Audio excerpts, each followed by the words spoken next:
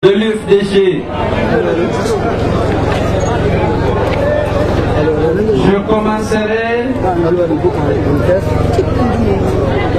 par vous féliciter pour votre participation aux manifestations pacifiques du début de la semaine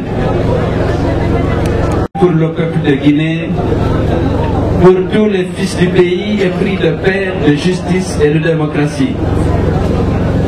Ça a été une grande victoire, en particulier pour l'UFDG, parce que vous savez qu'il y a une vaste campagne de dénigrement de notre parti, où on disait que l'UFDG est affaibli, que les jeunes de l'Axe en particulier ne répondront plus au mot d'ordre de l'opposition républicaine. Parce que M. Alpha Condé a déversé dans la commune de Rotoma des milliards et des milliards et des dizaines de motos. Des commerçants véreux à la recherche des faveurs du pouvoir. Des cadres ambitieux qui veulent obtenir des postes auprès de l'administration de Alpha. C'était effectivement investi pour obtenir la collaboration des jeunes de l'Axe au pouvoir actuel.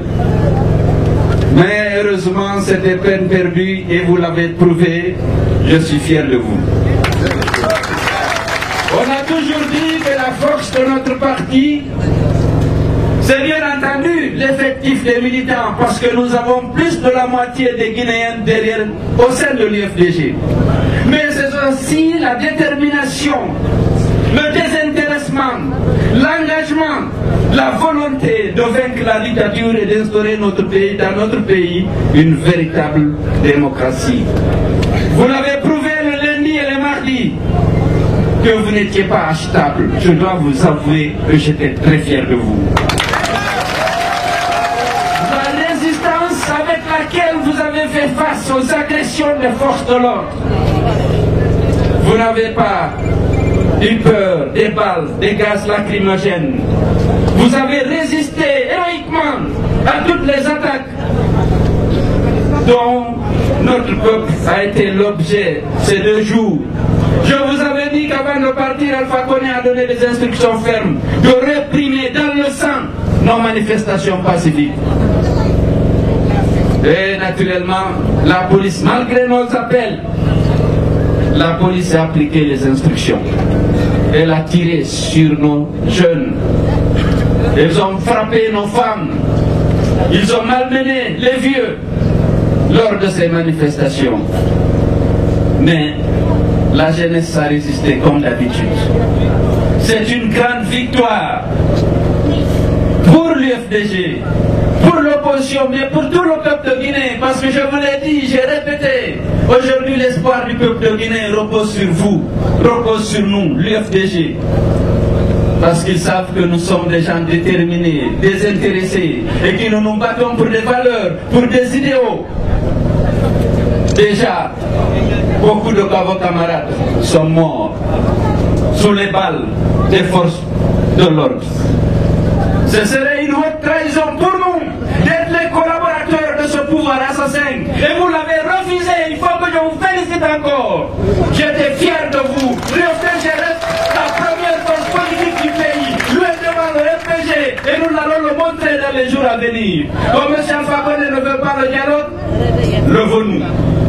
Au moment où la communauté internationale se démêle pour trouver le moyen de rassembler les Guinéens, au moment où même ici, à Conakry, certains de ces ministres essaient de travailler pour le dialogue, de Washington, il déclare qu'il n'a pas besoin de dialogue et les élections communales n'auront pas lieu avant la présidentielle. Alors c'est un défi. Ce n'est pas un homme de dialogue, ce n'est pas un démocrate, c'est un dictateur pur et dur, un stalinien. Il appartient à cette race de dictateurs en voie de disparition. Dépêchons-nous de nous en débarrasser pour que notre pays vive dans la quiétude, dans la paix, dans la fraternité, dans la démocratie. Nous avons ce pouvoir. manifestation de lundi soit aussi un succès plus éclatant que celui que nous avons enregistré lors des manifestations de lundi et de mardi passé. Et le jeudi, c'est l'ensemble de la Guinée qui va se lever pour dire qu'on n'est pas d'accord, pour exiger la démission d'Alpha Condé parce qu'il ne veut pas respecter les lois de la République.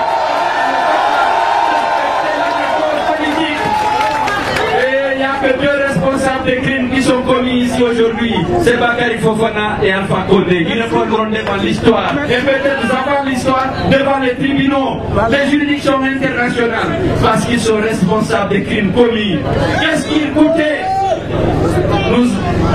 à ce pouvoir de répondre positivement à l'appel de l'opposition pour que s'ouvre un dialogue sincère, pour qu'on discute, qu'on essaie d'obtenir nos divergences autour de la table et que nous allions sur une base consensuelle à ces élections, communales d'abord, présidentielles ensuite. Pourquoi?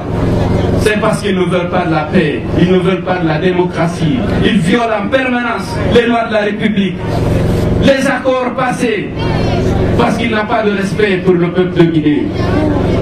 Mais aujourd'hui, ce n'est pas l'UFDG, ce n'est pas l'opposition, c'est tous les Guinéens qui ont ras-le-bord et qui veulent se mobiliser pour montrer qu'ils veulent le changement, le véritable changement, l'avènement d'une Guinée démocratique, respectueuse des droits humains et qui va veiller sur la sécurité de tous ses enfants de manière indistinctement, quelle que soit l'appartenance, leur appartenance ethnique, politique ou socio-professionnelle. Je vous invite à vous mobiliser plus que le début de la semaine pour lundi.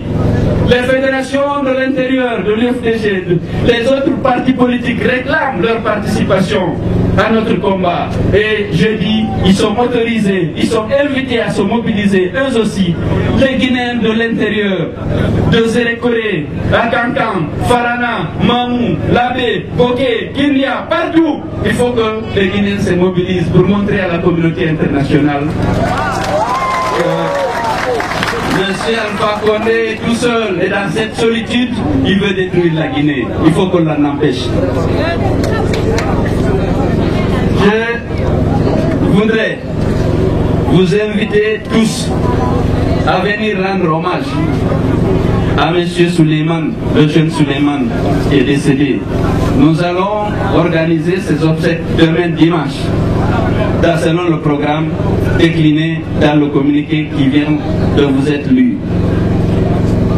Ils vont prendre des dispositions. Il faut qu'on s'organise.